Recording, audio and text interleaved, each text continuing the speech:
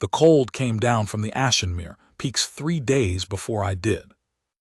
My outriders told me the hold was fortified, well-provisioned, and governed with precision by Lord Craveth. What they did not tell me, what I suspect none of them had the words for, was the smell. I rode through the iron gates on a gray afternoon in early winter, and beneath the wood smoke and the stable straw and the honest animal scent of a pack at work, there was something else, something sealed. The way a room smells when a window has been nailed shut for years, not rot, not decay exactly.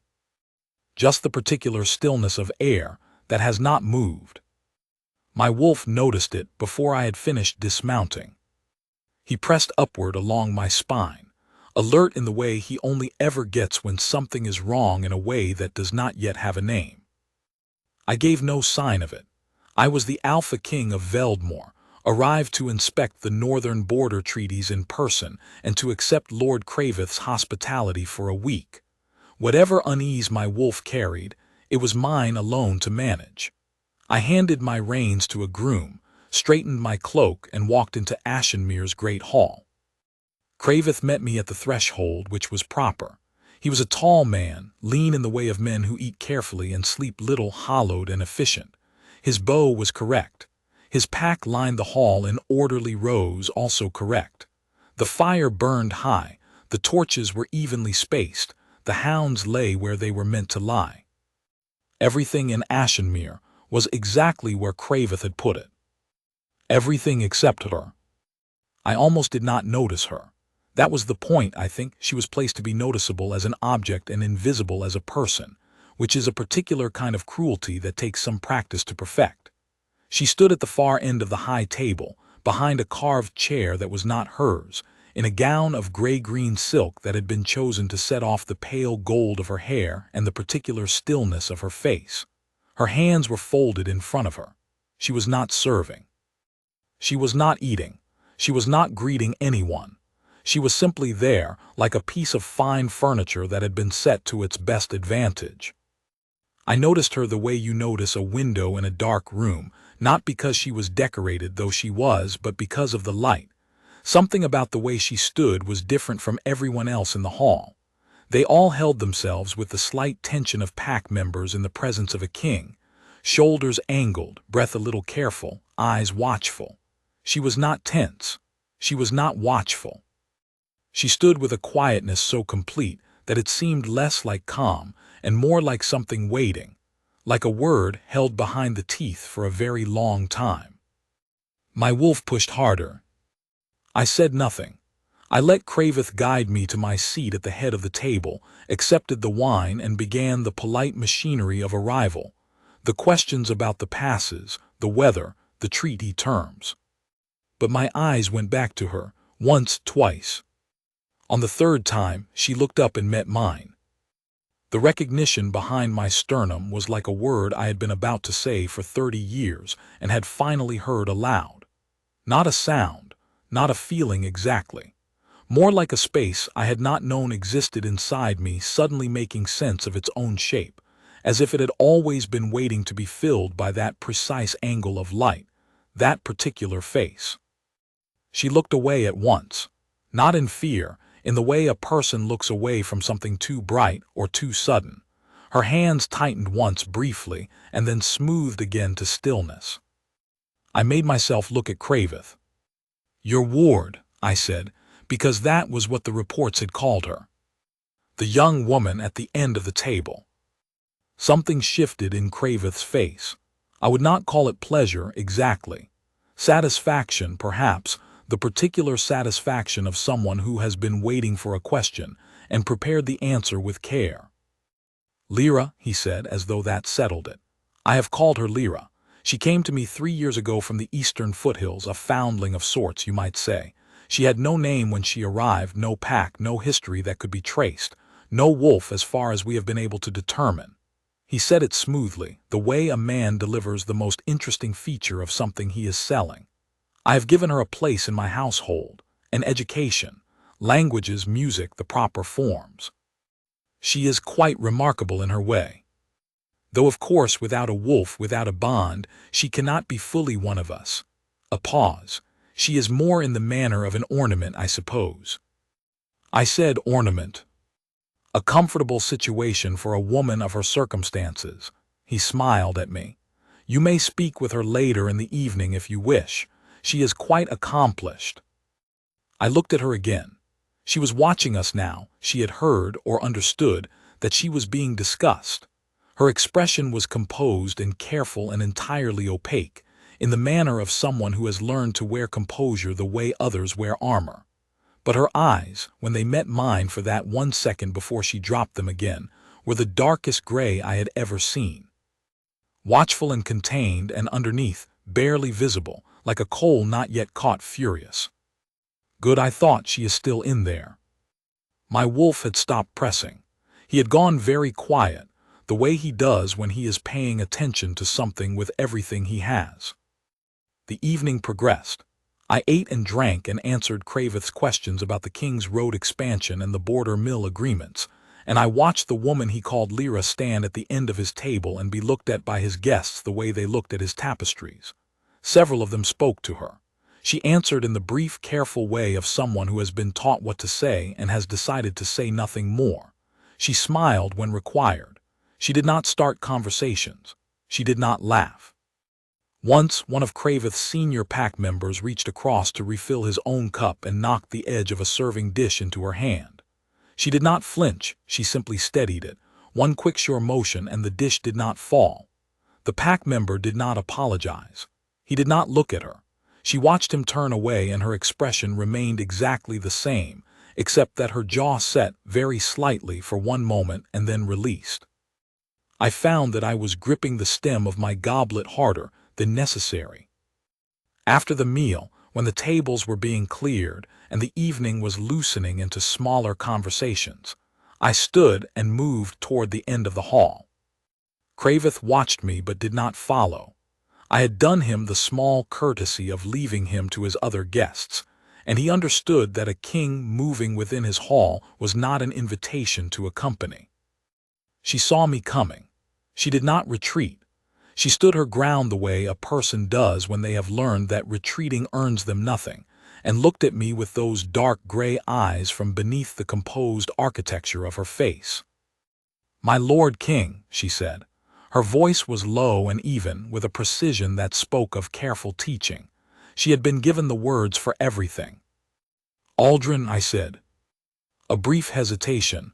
"I beg your pardon." "My name." "If it is easier." I stopped a few feet away from her, close enough to speak without being overheard, not so close that she needed to step back. "You have been introduced as Lyra." "Yes." She waited to see what I would do with this. "Do you like it?" I asked. "The name?" Something moved across her face, not shock exactly, but the ghost of something that had not expected to be asked. "I am accustomed to it," she said after a moment. "That is not what I asked." She looked at me steadily for a long moment. Around us, the hall's conversation continued. We might have been alone at the end of the room. "No," she said at last, quietly and with great care, as though she were measuring the risk of the word. "I don't think it fits." "What would fit?" She shook her head, a single small motion. "I don't know, I have never been able to remember." She said it simply, without self-pity, the way someone states a fact about the weather. "Lord Craveth tells me there is nothing to remember, that I was found without a history and he has given me one." Her eyes stayed level. "He is probably right." "He is probably not," I said. She did not react to that, not visibly. But something in the set of her shoulders changed, very slightly, as though a weight had shifted. "What do you know of wolves?" I asked her. "Lord Craveth says I have none." "That is not what I asked either." She was quiet for a moment. Then, in a voice even lower than before so that it barely carried to me, "Sometimes I dream of one, silver, very large, standing at the edge of a forest I don't recognize, looking at me. It does not speak in the dream. It only watches." She stopped. "I have not told Lord Craveth that." "Why not?" "Because he would find a way to explain it away," she said, "and I would rather have it unexplained." My wolf was entirely still inside me, not sleeping, watching, with an absolute focus that I had felt from him perhaps 3 times in my entire life. Waiting. I said, "I would like to speak with you again tomorrow." "You are a king. You may speak with whomever you like." "I am asking," I said. "Not telling." She looked at me for a long moment, and something in those dark eyes shifted, a careful, controlled thing, like a door opened a centimeter to test the air. Then she inclined her head. "If you wish," she said. "I walk in the eastern court before breakfast. Lord Crave does not come out until the 8th bell." I nodded once and stepped away, because I could feel Crave beginning to drift toward us across the room, and there was no reason to invite his attention to this particular conversation. I lay awake that night in the room they had given me, a cold, well-appointed room on the high floor, with a window that looked north toward the peaks, and turned the evening over in my mind. She had no name that fit, no wolf she could feel, no history, no pack. Found 3 years ago with nothing. And Crave, who had a talent for useful arrangements, had clothed her and educated her, and set her at the end of his table to be looked at, and had called her an ornament with a smoothness that told me he had called her that, or something very like it, many times. What Crave did not know, or what he thought I did not know, was that the eastern foothills she had supposedly come from were the old Moonline territory. The bloodlines that had vanished during the border wars, 40 years before I took the throne. Vanished was not the word I would have used, scattered was closer, or hidden. Driven out by exactly the kind of man who would look at a woman with a gift he did not understand and call her a foundling. The Moonline women carried a mark that did not surface until the right conditions met it.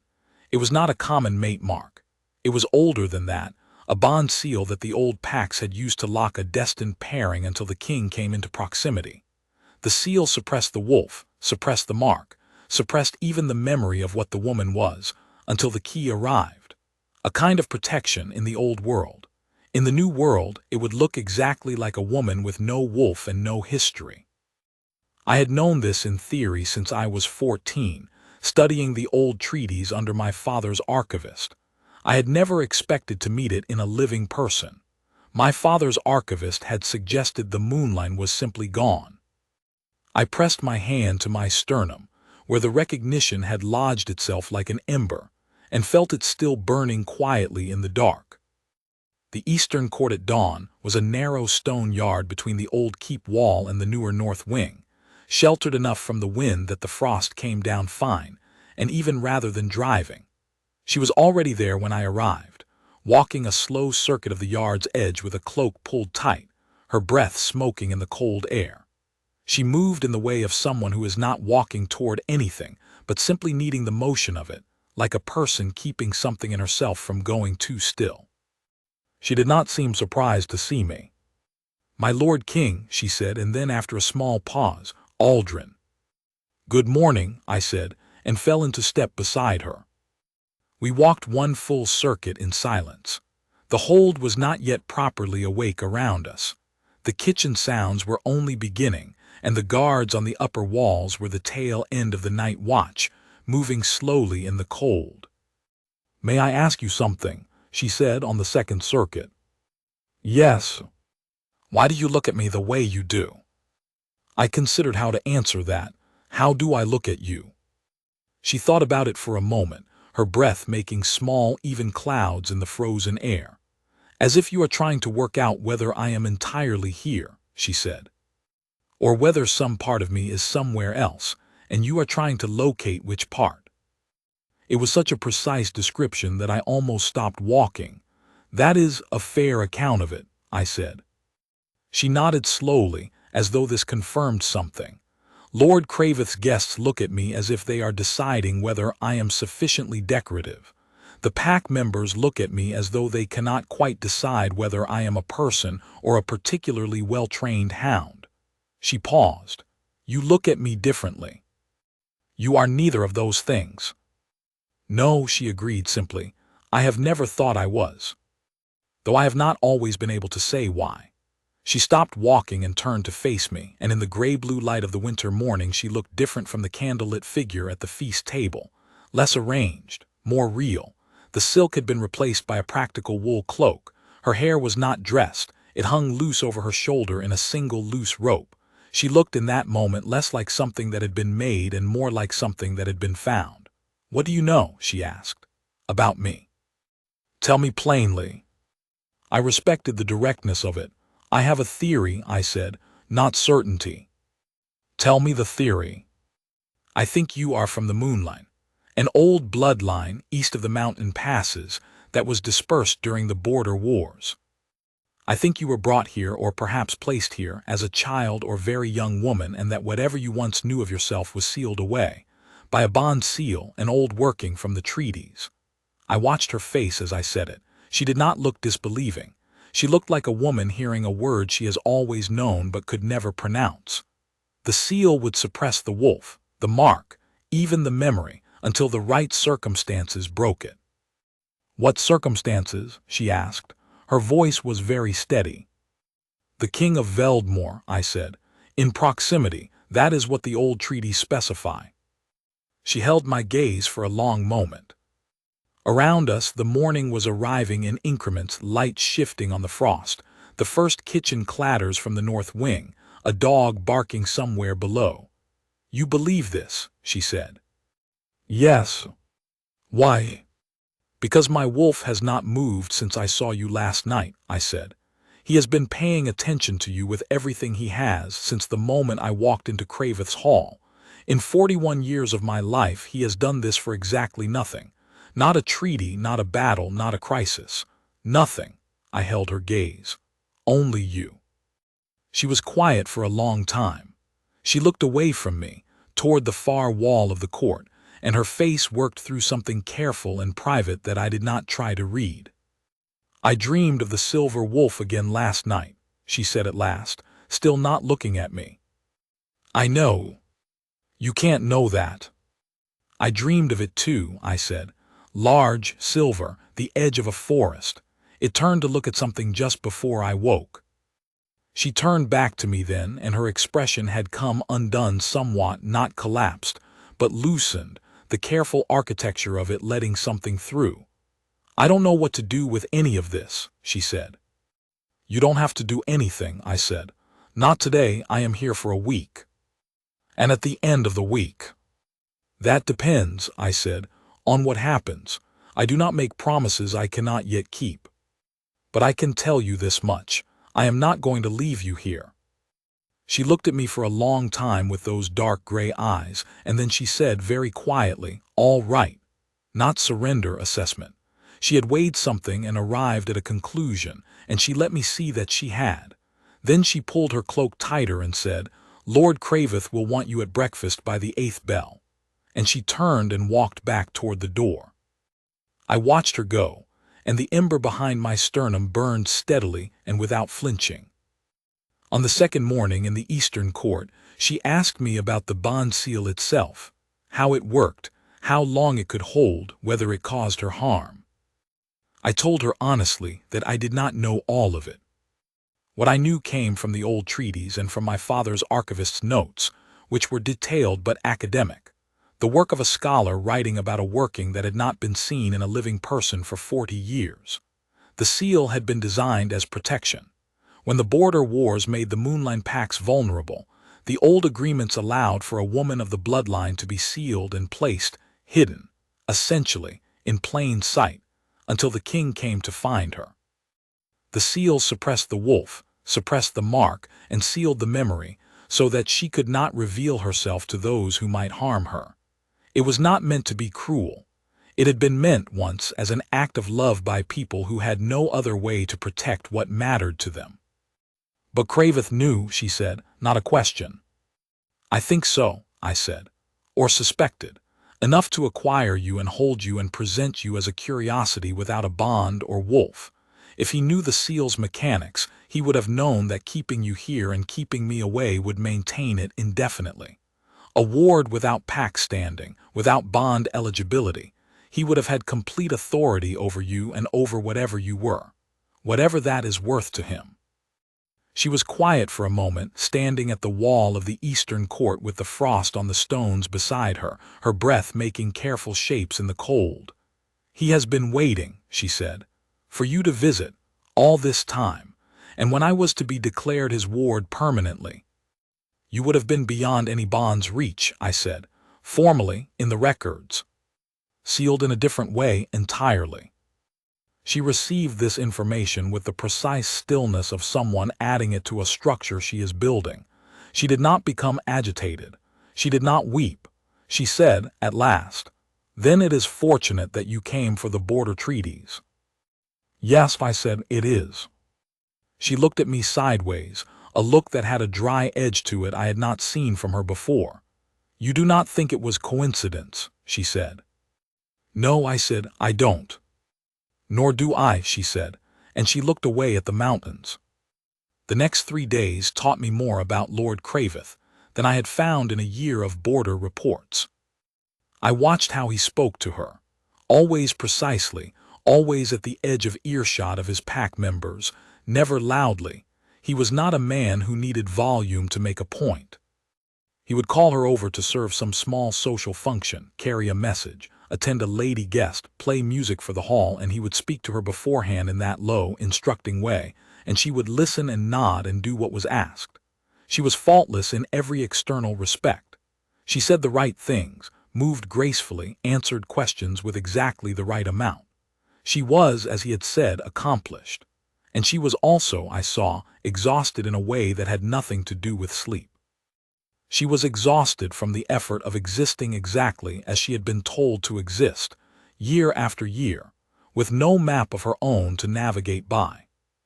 I caught her alone when I could, in the Eastern Court each morning, once in the library when she did not know I was there until I spoke, once in the corridor outside the great hall when she had been sent to light the evening torches and I had come early. The library encounter was instructive. She had taken a volume down from one of the upper shelves and was reading at the small table near the high window, sitting in the only real shaft of winter light in the room with the focused, slightly absorbed expression of a person who reads for the genuine pleasure of it and not for display. She had no idea I was there until I inadvertently let the door close behind me. She looked up, startled, the first genuinely startled expression I had seen from her, and then composed herself so quickly that I might have thought I had imagined it, except that her hand was still flat on the open page of the book, steadying it, an automatic gesture of protection. "My Lord King," she said. "Aldrin," I said, as I had before. She gave me a look that was almost teasing. "You correct me every time," she observed. "Because every time you use the title it means you are talking to a king rather than to me," I said, "and I am more interested in the latter." She considered this for a moment. Then she closed the book carefully and held it in both hands. "You are a strange king," she said. "Thank you," I said. That was not entirely a compliment. "I know," I said. "I took it as one anyway." She looked at me for a moment with an expression that was doing several things at once, assessing, and something else, something she was deciding whether to permit herself. Then she said, "Sit down, then. If you came to talk, there are 2 chairs." So I sat, and we talked for an hour, with the winter light moving across the library floor and the sounds of the hold going about its business somewhere below us.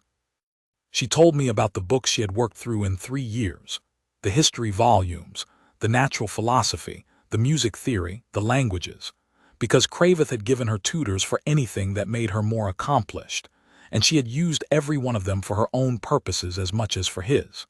She had a precise, ranging mind, and she had educated herself thoroughly inside the narrow room she had been given to operate in, the way water finds the full extent of whatever vessel holds it. She asked me about the founding of Veldmore, the Old King's Road, the northern passes and their history. Good questions, specific ones. I answered as fully as I could. Somewhere in the second half of the hour, the formality between us had quietly dissolved, the way ice does not crack so much as simply release its hold on the water underneath. The corridor encounter was shorter and charged with a different quality. She was on the high passage outside the great hall, lighting the sconces with a long taper, working along the wall with the efficient motions of someone who has done this many times and requires no assistance and resents none. She heard me coming on the stone floor and turned, and we were suddenly very close in the narrow corridor. Not uncomfortably so, not in any way that was improper, but close in the way that makes you newly aware of the fact of another person, the specific weight and warmth of them in the air. She looked at me steadily and said nothing. The taper burned in her hand between us. After a moment I said, "How is your wrist today?" She shifted the taper to her other hand and drew back her cuff.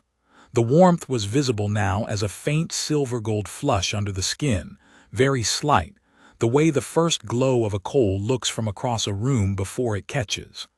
"Stronger," she said. "Good," I said. She pulled the cuff back down. "I dreamed of the silver wolf again last night," she said, "closer than before, almost close enough to touch." "I know," I said. "Mine came again too. He was watching the same forest from the inside." She absorbed this. Then she said, "So we have been dreaming the same dream from opposite sides." "For years, I think," I said. "I have had variations of it for longer than I can clearly account for." She looked at me with those dark gray eyes in the narrow corridor with the torches burning along the wall, and something passed between us that was not speech, and not the bond exactly, but the specific recognition of two people realizing simultaneously that the distance between them is much less than they had measured it. Then she turned back to the sconces and continued lighting them, and I walked on down the corridor, and both of us said nothing more, and it was perfectly correct. We spoke of small things sometimes, the books she had read, the music she had been taught, the hawks and the mews whom she had named without telling anyone. We spoke of larger things sometimes, what she remembered and what she did not, the way the seal's effects worked in her body, the silver wolf and what it did in her dreams. On the fourth morning she said to me, "Something is different today." "Tell me." She pressed her right hand against the inside of her left wrist, which was covered by her sleeve. "Here, since yesterday, there is a warmth, not pain, warmth, like a coal under the skin." She looked up at me. "Is that the seal loosening?" "Yes," I said, "I believe so." She stood very still, holding her own wrist, and I watched her face do something I had not seen it do before, a look of recognition, of something remembered, of something arriving. "It feels like coming home to a house I was not sure still existed," she said slowly. "Does it frighten you?" "No," she seemed slightly surprised by her own answer. "No, it doesn't. It feels—" She stopped and searched for the word. "Right." I said nothing. I waited. After a moment, she looked up at me with an expression I would carry for the rest of my life, not triumph, not relief exactly, but the look of a person finally standing on ground that is solid after years of the uncertain surface of other people's arrangements. "Will it hurt?" she asked. "When it finishes?" "I don't know," I said honestly. "The accounts vary. Some say the mark arrives the way lightning arrives, sudden and without warning. Some say it builds slowly over days." I held her gaze. "I will be there when it happens." "Whatever it is." She nodded once and said, "I know." On the fifth day, Crave invited me to observe a formal presentation in the Great Hall, a kind of territorial display. Border pack leaders brought in to pay formal tribute, Crave himself presiding. He asked, with the smooth insistence of a host who knows he cannot be refused, that I sit beside him at the high table to lend the occasion the weight of the crown.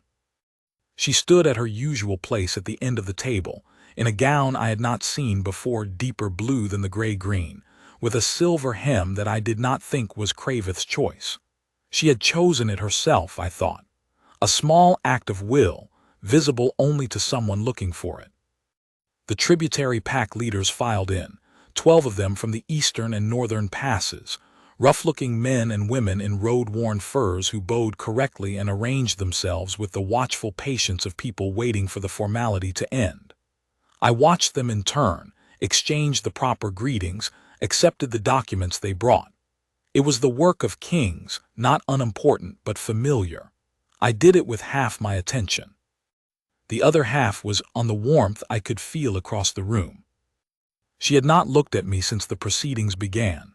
She was standing her post with that characteristic still composure, hands folded, face arranged. But I could feel it, a heat, low and steady, like a fire behind a closed door. The ember behind my sternum had gone from burning to blazing, slow and undeniable, and I knew from the way she had her hands pressed, briefly, to the edge of the table in front of her that she felt it too. Crave was speaking, a formal address about the border agreements, the transit tolls, the spring road work. Important. I was barely hearing it. Then he said, gesturing toward her with the comfortable proprietorship of a man gesturing at a piece of his own furniture, "You will all have noted the woman at the end of my table. She is in my keeping, a ward, as I have described her to various guests, exceptional in the ways I have explained. And I believe it is appropriate, with the King of Veldmore here to witness, to formalize her standing in my household. She has been here 3 years. She has served well. With the King's witness, I name her a permanent ward of Ashenmere under my authority, without pack standing, without bond eligibility." He said it the way a man signs a document, final, neat, witnessed. I was already pushing back my chair. I heard Crave say, "My Lord King," and I was already on my feet, and across the 3 seconds of silence that followed I heard something else, a sound I cannot fully describe in ordinary words. Not a crack, not a peal, something between the two. A resonance, deep and pure, like a note struck on a bell so old and so large that it sounds less like music and more like the air itself remembering something. She made a sound. A small, involuntary sound, like breath leaving under pressure, and her left hand came up and she pressed it flat against the inside of her right wrist, or tried to. Her sleeve fell back as she did it, and the mark was there, blazing silver-white and alive on the inside of her wrist, the old moonline pattern, a wolf's head enclosed in a crescent, burning with the clean, cold light of a high winter moon. Everyone in the great hall of Ashenmere went still. I had crossed half the room by the time she looked up. Her eyes were wide, not with fear, with the look of someone finally hearing their own name said correctly after a lifetime of the wrong word. The mark on her wrist was burning. My own pulse was blazing. The ember behind my sternum had become a fire so large and certain that it no longer felt like longing. It felt like arriving. I stopped in front of her. She looked up at me, and in her face, beneath the loosened composure and the shock of recognition, I saw what had always been there. The silver wolf, looking at me from behind those dark gray eyes, finally awake. "Aldrin," she said. "Yes," I said. Her voice was steady. "This is real." "Yes." "He intended to seal me here permanently," she said, and I could hear the careful shape of her anger in it, the anger of someone who had been holding it in the correct position for 3 years and had finally been given the ground to set it down. As his ward, without pack standing, without bond eligibility. "Yes," I said. "He did." "What happens now?" she asked, and it was not helplessness. It was logistics, the question of a woman who has spent 3 years working out how to function in a situation not of her choosing and is now simply determining the new parameters. I reached out and took her hand, her marked hand, the one with the burning crescent, gently and without hurry, the way you take the hand of someone who has been standing alone in the cold for a very long time. She looked at my hand, and then at me, and I said, so that the room could hear it, "What happens now is this. Under the old Moonline Bond treaties, which are part of the founding compact of Veldmore, this mark supersedes any ward designation made without royal recognition. She is not Lord Crave's ward. She is not under his authority. She never was." I did not raise my voice. There was no need to. The room was entirely silent. Her name is her own. Her wolf is her own. Her bond is her own.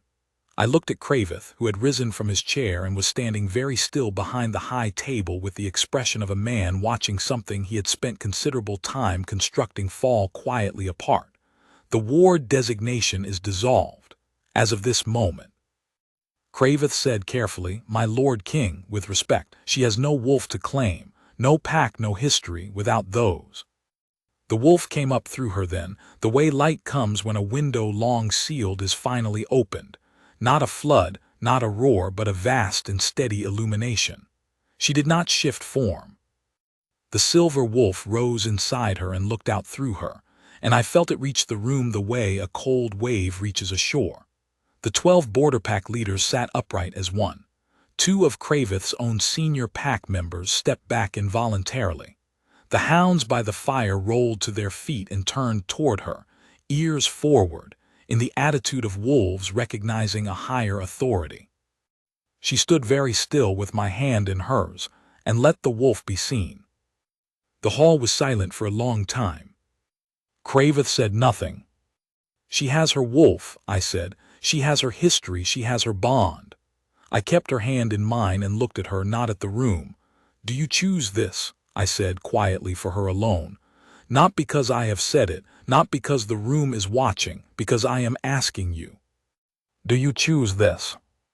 She held my gaze, and I saw the weighing in her, real weighing, not ceremony. She was deciding for herself as I had needed her to, and I felt the space of it and did not rush it. "Yes," she said, simply and without qualification. "Yes." The border pack leaders bowed. Not the short, transactional bow of formal treaty occasions, the deep bow from the spine, of wolves recognizing a true bond. One of them, an old woman from the high northern pass who had been riding these roads since before I was born, had her hand pressed to her chest, and her eyes were bright. Craveth's own pack had gone entirely quiet, the kind of quiet that falls when the thing you have been told cannot exist walks in through the front door and sits down. I drew her hand through my arm and turned us both toward the center of the room. "Her name," I said to the assembled hall, "is for her to determine when she is ready. Until then she stands as the recognized bond partner of the Crown of Veldmore, under my protection and under the old Moonline Compact. Anyone who had cause to doubt her standing in this hall should consider their position adjusted." Craveth had sat down. He was looking at the table in front of him with the expression of a man doing very careful arithmetic and finding the result unwelcome. I did not speak to him again that evening. We sat together at the high table, she and I, for the remainder of the formal session. She was very quiet, but not the old quiet, not the managed, careful quiet of a woman holding herself in the correct position. This was a different kind of quiet. She sat beside me with her marked wrist resting on the table visible, the silver crescent still faintly luminous, and she looked at the room with those dark gray eyes, and the room, for the first time in her 3 years at Ashenmere, looked back at her differently. After the session ended and the border leaders had filed out, I asked one of my guard captains to begin the arrangements for departure the following morning.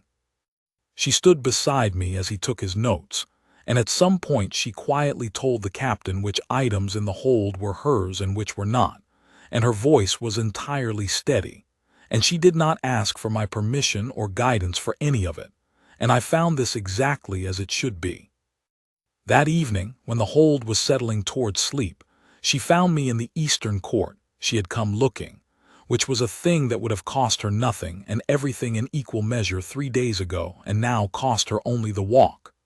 The frost was heavier than it had been, the sky very clear and very dark, and the stars over the Ashenmere peaks were thick as scattered grain. "I have been thinking about what you said this morning," she said. "Which part?" "The name," she said. "The one that fits." I waited. She stood looking up at the stars for a moment. "In the dreams," she said slowly, "the silver wolf, before I wake up sometimes just at the edge of the dream I hear something, a sound, not quite a word. I have always thought it was just the way dreams blur at the edges." She stopped. "Tonight I heard it clearly." "And," she said it softly, testing the shape of it in her mouth, the way you test a word in a language you are only beginning to remember. Sira. The name landed in the space between us with the specific weight of a true thing.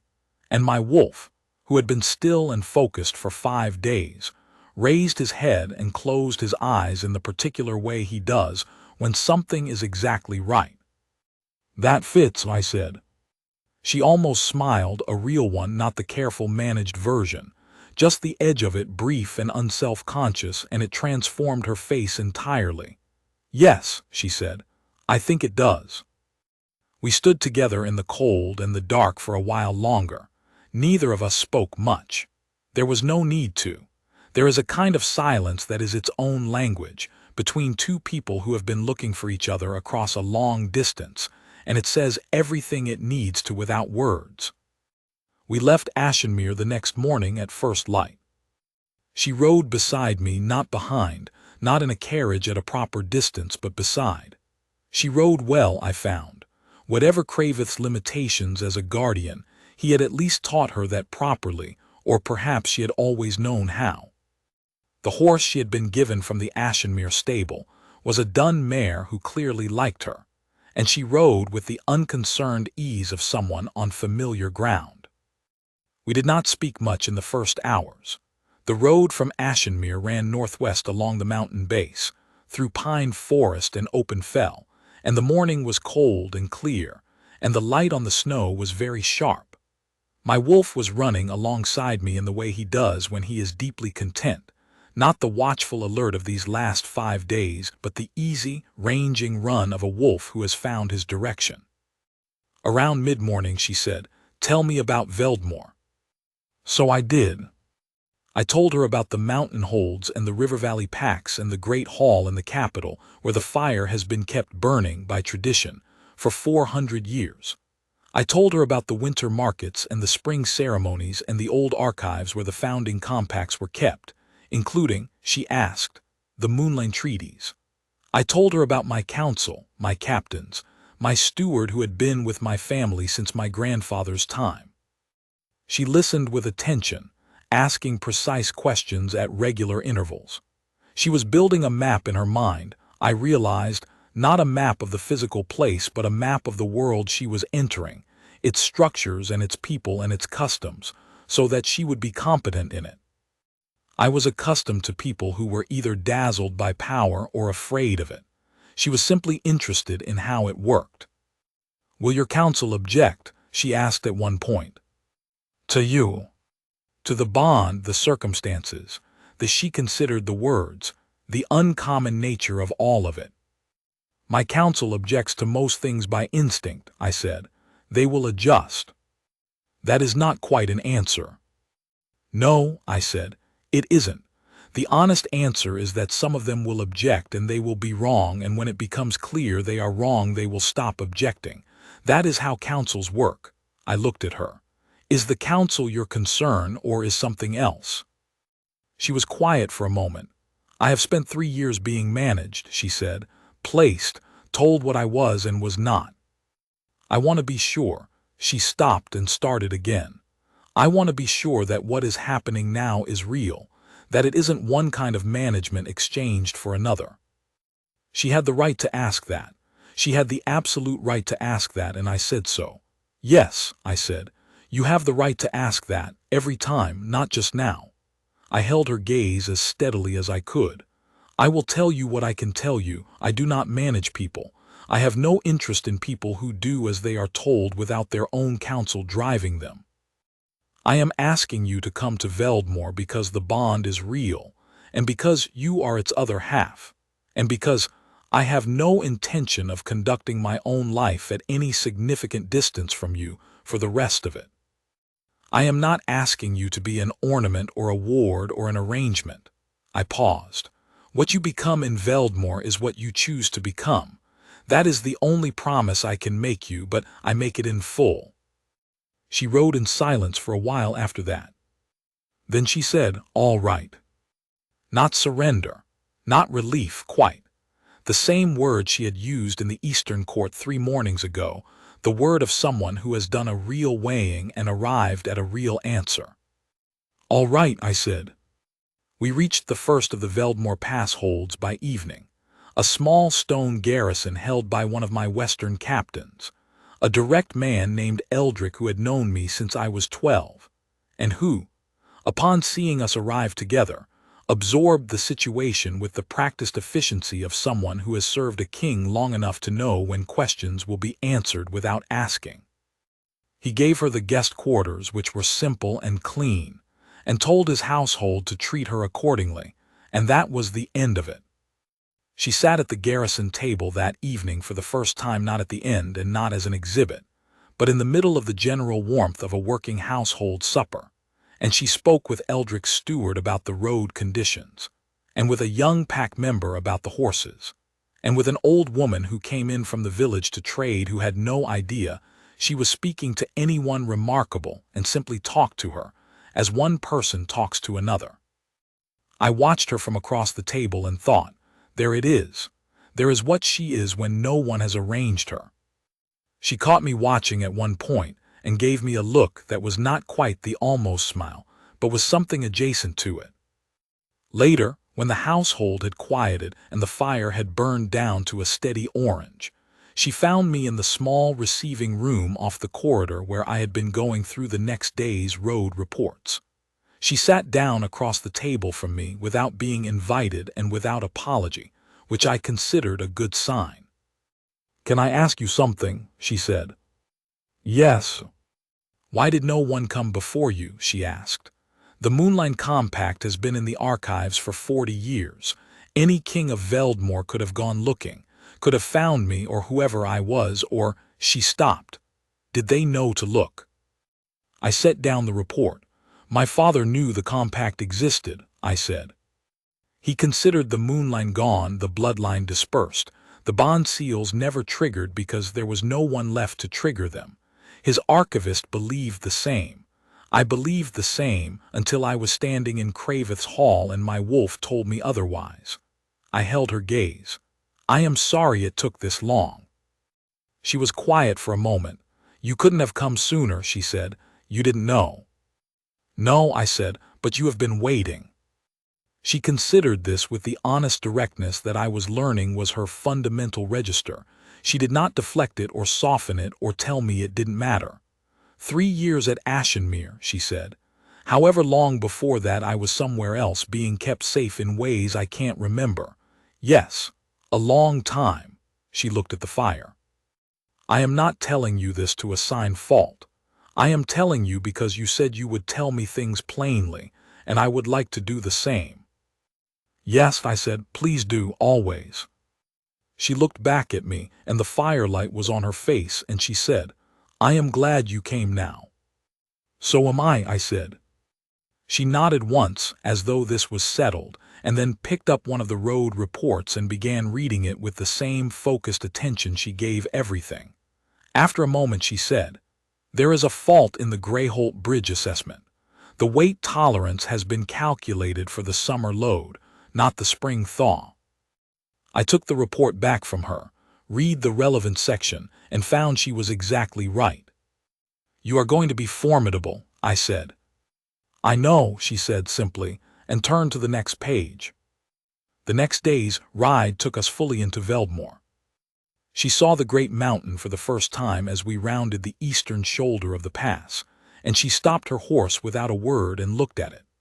The peak of Veldmore rises out of the range like a thing that decided for itself how high it wanted to be, vast and white and entirely itself, with the late afternoon light turning the snow on its upper ridges to gold. "Oh," she said, "just that."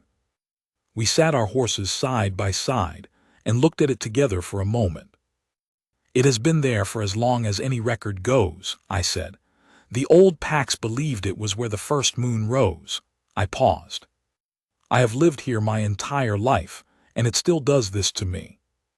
She turned to look at me, not the evaluating look or the careful composed one, but something simpler and more open. "I think," she said, "that I will like it here."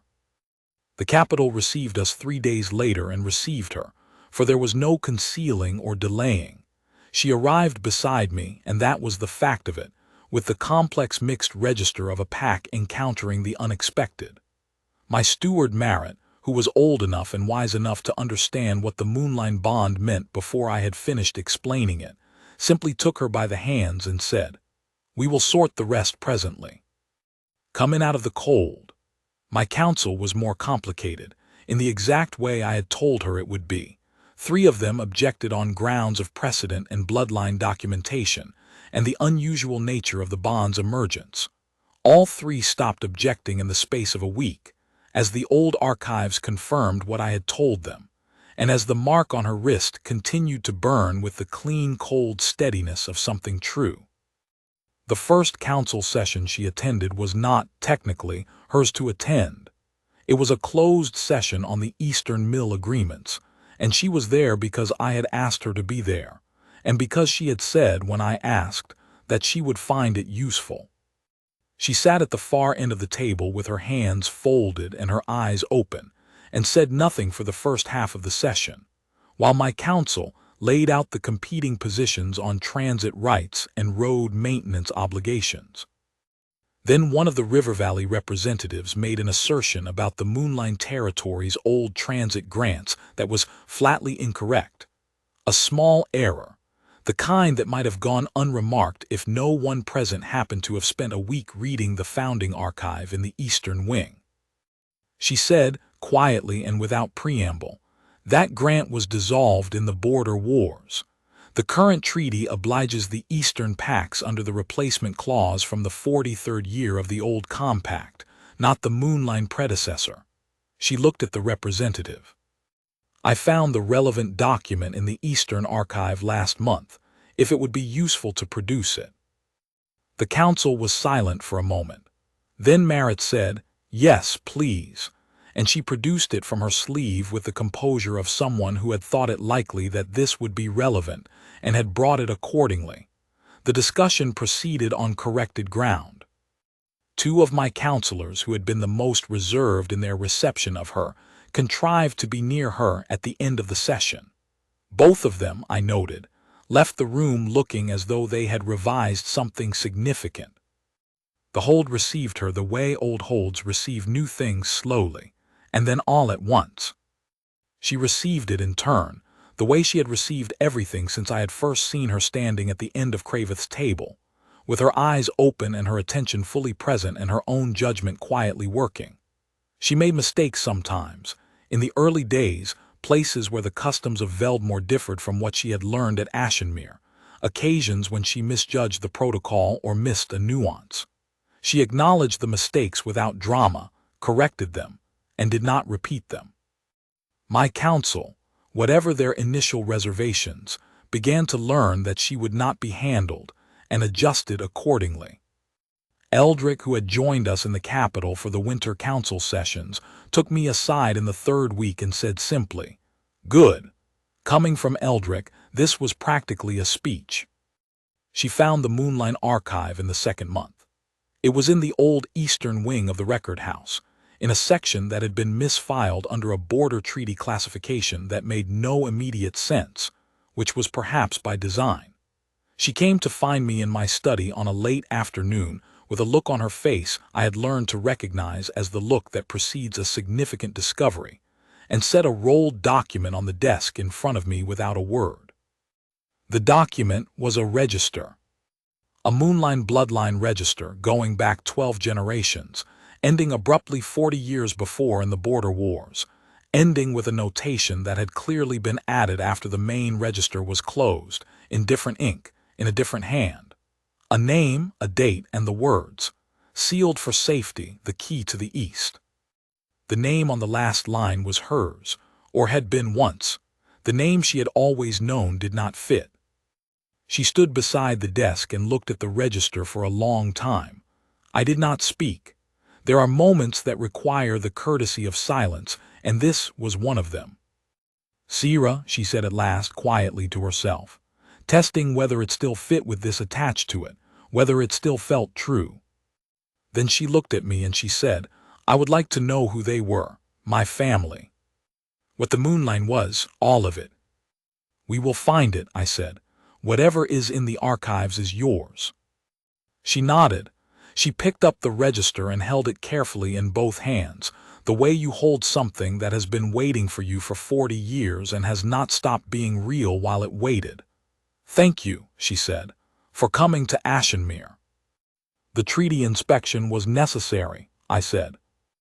"Aldrin." "Yes, I know." I held her gaze. "Thank you for walking in the Eastern Court at dawn." She did smile at that, the real one, the one that transformed her face. "I walked there every morning for 3 years," she said. "It was the one corner of that place that was mine." "I know," I said. "You said so." "You remember everything I say." "Yes," I said. "I'm aware that it is a little unnerving." She laughed.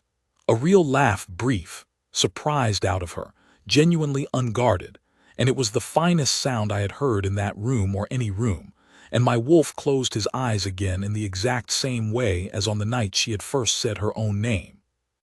There was a ceremony in the spring. Small, by the standards of what it could have been, I had given her the choice of scale and she had chosen modestly, with a precision I had come to expect from her and entirely agreed with. The old Moonline Compact did not require ceremony at all. The bond was the bond, and the mark had been burning true for months. But Veldmore's traditions asked for a witnessing, and there was something right about standing in the great hall with the fire that had burned for 400 years at our backs, and the pack assembled and saying, aloud, what was already unambiguously true. The council stood in their proper places. Merritt presided, because she had asked him to and because no one living knew the old forms better. The border pack leaders who had been in Ashenmere's hall that winter were present. I had sent for them specifically, because it seemed right that the people who had witnessed the beginning should witness this. The old woman from the northern pass had traveled 3 days to be there, and she stood in the front row with her hand pressed to her chest, the same as she had stood that day in Craveth's hall. Sierra stood beside me in the Veldmore colors, gray and silver, with the mark on her wrist visible, and she was not composed in the old careful way. She was simply herself, looking at the room with open eyes, and the room looked back at her with the plain recognition of people who have had 5 months to arrive at it. Merritt spoke the words, we answered in turn. When the seal was spoken, when the bond was named aloud in the old language, witnessed before the pack and the fire and the mountain that could be seen through the high window of the hall, I felt the mark on my own wrist resonate with hers, a single clean sound, deep and certain, like that bell in Craveth's hall, but quiet this time. Private. For us. She turned to look at me, and I looked at her, and there was nothing in either of our faces that was not exactly what it was. After, when the formal proceedings were done and the hall had opened into the warmth of celebration, I found her at the tall window at the eastern end, looking out at the mountain. The afternoon was clear, the peak very white against the blue, the light doing the thing it does in spring where it makes everything look as though it has just decided to be exactly what it is. "Well," she said, when she heard me behind her. "Well," I agreed. She turned from the window, and the light was on her face, and she looked at me with those dark gray eyes with nothing in them now but what had always been there. The silver wolf, fully awake, looking out at a world it had found its way back to. "Aldrin," she said. "Yes," I said. She said my name the way she always did now, not as a title, not as a courtesy, not as the beginning of a sentence. As a word that had been waiting its whole life to be exactly that word, said exactly that way, by exactly her. I stood at the window of Veldmore beside the woman who was its other half, and the mountain was white above us, and the fire that had burned for 400 years burned at our backs, and in the hall behind us, the pack was celebrating the thing that had always been true. There was nothing left to search for, there was nothing that needed saying. I had known a word for 30 years and finally heard it aloud, and her name was Sierra, and she had found her way home.